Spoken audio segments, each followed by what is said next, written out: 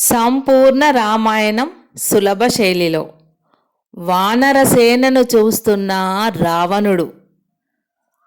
వానర గర్జనలు విని ఉలికి పడుతున్న రావణునితో అప్పుడే వానరుల వలన విముక్తి పొందిన శుకుడు వానరుల ప్రతాప శౌర్యాదులను గురించి, రామలక్ష్మణుల తేజో విశేషాలను గురించి, సేతుబంధన నిర్మాణం గురించి విపులీకరించి చెప్పాడు.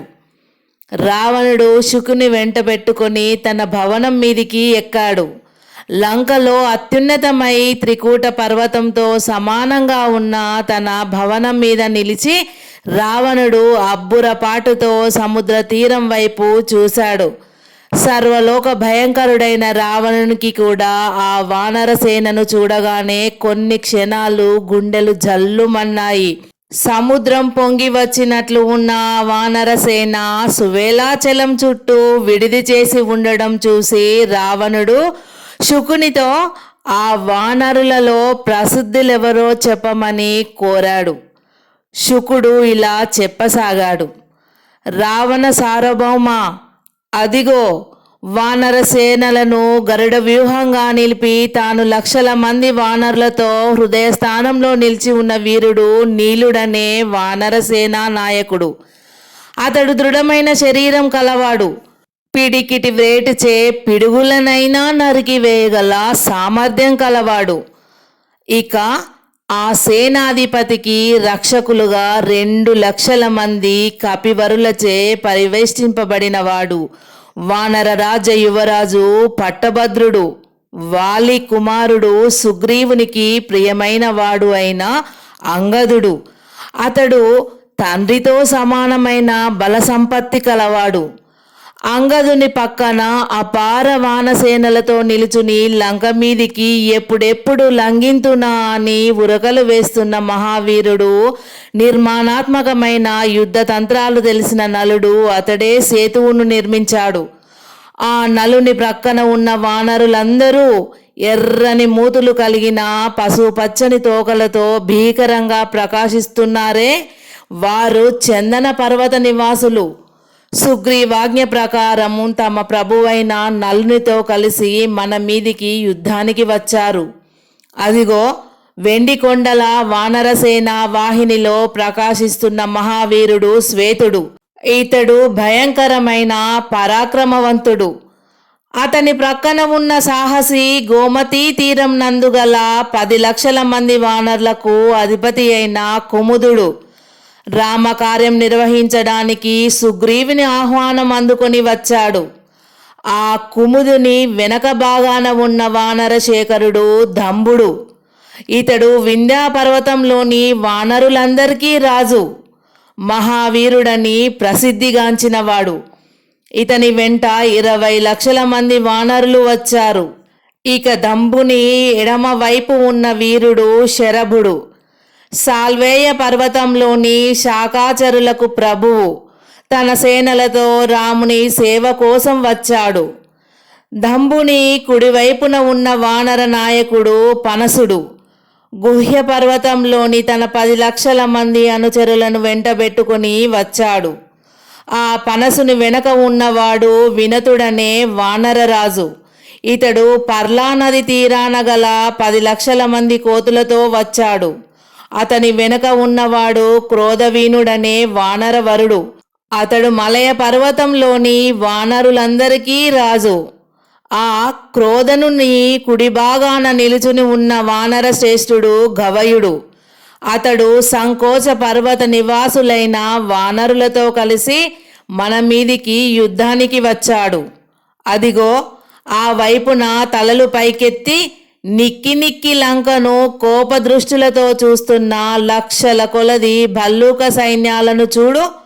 వాళ్ళంతా ద్రుముడనే భల్లూక రాజు అనుచరులు. వాడి అయినటువంటి కోరలు, గోళ్ళు కలిగిన భల్లూకాలు ముల్లోకాలలో తిరుగులేని విజయం సాధించగలవని ప్రసిద్ధి. ఆ ద్రుముడు జాంబవంతుని అన్న. నర్మదా నది తీరంలో ఉండే వృక్షవంతం అనే పర్వతంలో నివసిస్తూ ఉంటాడతను. ఆ ధూమ్రుడు మహాబలవంతుడు.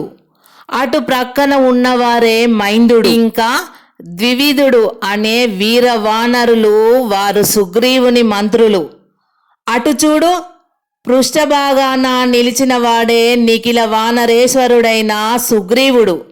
అతడు రామునికి ప్రాణమిత్రుడు. రాముని సేవలో తన ప్రాణాలనైనా తృణప్రాయంగా సమర్పించడానికి సిద్ధంగా ఉన్నవాడు. అతని ఆజ్ఞ ప్రకారమే కపిసేనలన్నీ కూడా సముద్రంలా ఒకచోట చేరి ఇక్కడికి వచ్చాయి. ఆ సుగ్రీవుని ప్రక్కన ఉన్న వృద్ధ వానర వీరుడు కేసరి. అతడు హనుమంతుని పెంపుడు తండ్రి. హిమాలయాల్లో నివసించే తెల్ల కోతులన్నిటికీ అతడు రాజు, మహావీరుడని ప్రసిద్ధిగాంచినవాడు అని శుకుడు, సుసేన, విద, గద, గంధమాదన, వేగదర్శి, శతవలి, ఆర్క, రంభ, దరిముఖ, రభస, వజ్రంగాది వానర రాజులను, వారి సేనల వివరాలను రావణునికి అభివర్ణించి చెప్పి, ప్రభు, ఆ గరుడ వ్యూహానికి శిరోభాగాన రక్షకులుగా నిలిచి తాపస వేషాలతో రాజసం ఉట్టిపడుతున్న వీర సుందరమూర్తులు శ్రీరామ లక్ష్మణులు. ఆ మహాబాహువుల వెనుక నిలిచి ఉన్న వీరుడు హనుమంతుడు. సీతాదేవిని వెతకడానికి వచ్చినప్పుడు 35 లంకను కాల్చి 4వ వంతు మన సైన్యాన్ని సంహరించి వెళ్ళిన అతన్ని గురించి నాకంటే నీకే బాగా తెలుసు. ఇవి నాకు తెలిసిన రామ వానర వీరుల విశేషాలు. ఇంకా నాకు తెలియని వీరులు ఎందరో ఉన్నారు. వారందరూ మహాబలవంతులు, గొప్ప వీరులు. రామునికి ప్రాణాలైన దారపోయడానికి సిద్ధంగా ఉన్నారు. అది అలా ఉండగా మన విరోధులైన దేవతలు వీళ్లకు రక్షకులుగా ఉన్నారు. వాళ్ళ బుద్ధి బలం అసామాన్యం. నన్ను పట్టుకొని కట్టివేసి సేతువు నిర్మించి దాని మీద యువతలి ఒడ్డుకు చేరే వరకు విడవనే లేదు. చివరకు రాముడు దయతలచి విడిచిపెట్టగా వచ్చాను. ఆ రాముడు ఇక నిన్ను విడిచిపెట్టడు. సీతాదేవిని ఇచ్చి సంధి చేసుకోవడమే ఉత్తమమని నా అభిప్రాయం ప్రభు అన్నాడు శుకుడు. రావణుడు కోపాద్రేకాలతో మండిపడుతూ, ఓయి, నిన్ను ఇప్పుడు మంత్రాంగం అడగలేదు. ఈ వానరులను నరులను చూసి నేను భయపడను. సీతను రామునికి అప్పగించి సంధి చేసుకోవడం కలలోని వార్త. ఇక నువ్వు వెళ్ళి ప్రహస్తునికి నా ఆజ్ఞగా చెప్పి సర్వరాక్షస సేనలను యుద్ధానికి సన్నద్ధం చేసి కొంచెం సేపట్లో సేనాపతులతో, దండనాయకులతో, గూఢాచారులతో, అంగరక్షకులతో, దుర్గరక్షకులతో సహా సభాభవనంలో నన్ను కలుసుకోమని చెప్పు అన్నాడు. శుకుడు నమస్కరించి వెళ్ళిపోగానే రావణుడు ఆలోచిస్తూ ఆ వానర సేనను చూస్తూ అటు ఇటు పచార్లు చేయసాగాడు.